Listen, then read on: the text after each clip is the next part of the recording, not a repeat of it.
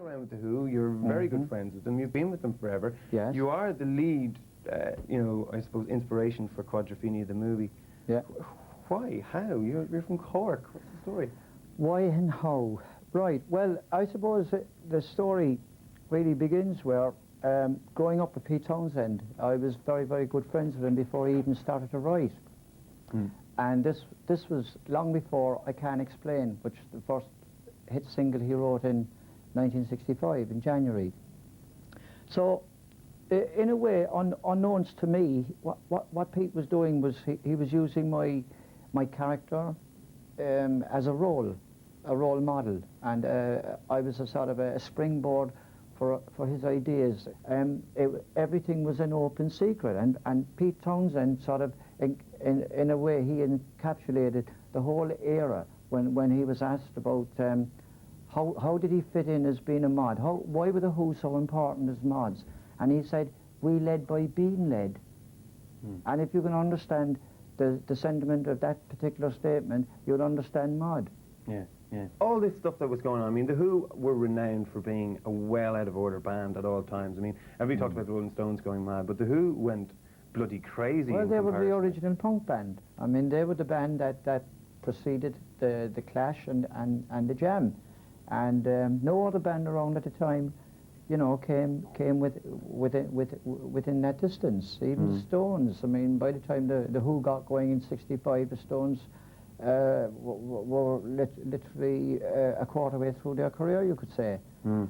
So you know, the Who were really they were the punk prototype.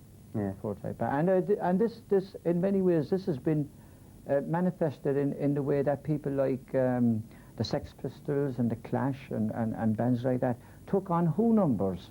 And when the punk culture was at its height, all the bands, Queen, Led Zeppelin, the Stones, they were all being condemned by these new wave punks. The only band who weren't, the only guy who was looked up to, in a sense, as being the leader, not necessarily the leader of punk, but a leader of youth, was Pete Townsend. Yeah, yeah.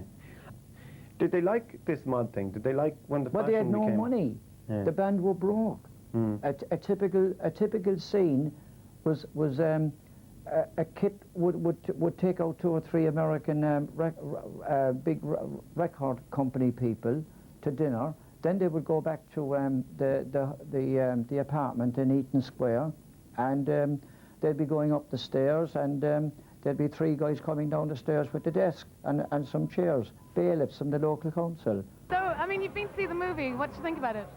Well, it's about the 5th time now watching it, but it's a good one. Much since the last time we saw it, really. It hasn't. But are you into the whole mod thing? We're from the country, like, we're just into the city for the night, like, you know, to see a bit of the youth culture and interface with it, like. What do you think about the new Britpop bands like Oasis, Blur, Ocean Colour Scene? How do they compare? They don't have it at all, like, compared to the youth of yesterday's, like. But what is it that they don't have exactly? The style. How do you think in the 90s, like, what do we have right now that's equivalent to that? Rave culture. Rave culture, dance culture, definitely. It hardly compares, no? They may not compare, but in 20 years' time it probably will, you know? It'll be highlighted to the extremes where it will be. A way of life, and as music-orientated films go, it's the best I've seen. So what do you think about the new Britpop bands, Oasis, Blur, Ocean Colour Scene? It's big all the way up the country again. If you went to Dublin, it's all Northern Soul, and, you know, I mean, bands like Oasis are good, all right, but I mean, it's getting big again, you know? So Haggis, you've just been to see the movie. What do you think of it? Absolutely excellent. My first time seeing it, and I wanted to wait till I saw it and let Jack do the introduction. I thought he was brilliant. It was really good to get his feeling and then see Jimmy as him in it. It's very good, very enjoyable. Being a mod, what does it mean? Well, I prefer just, I like the bikes and stuff like that. I wouldn't be, I mean, a mod I don't think, because that's 15 years ago. That was their time, you know. But I enjoy watching the bikes and watching the way they lived then. It was very, very good to see, you know. And so, I mean, that kind of rebellious streak, that whole thing, you know, I mean, how do you vent that? We did that years ago. I'm too old for that type of stuff now, you know. You get away with it. I mean, Quadrophenia, the movie, we saw it down in the Kino the other night. What did it feel like? I mean, was that a fair reflection of what it's like to be a mod? What was it like to be a mod? Yeah, it was. I mean, the excitement that was generated, particularly last Friday night when that character, Johnny Helicopters, without even asking Mick Hannigan or Una at the Kino, I don't know how he got the scooter in, but he parked the scooter under the screen, which was, you know, that little piece of magic. That's like Jimmy jumping off that barricade at the dance hall at Brighton, just to attract attention. And when I saw the scooter under, I thought, my God, why didn't I think of that? So when the movie was over, you probably remember, Ronan, he said to me, I want you to sit on the back of the scooter. And I thought it was for a photograph. So I just got on the back, and he started the bloody thing up.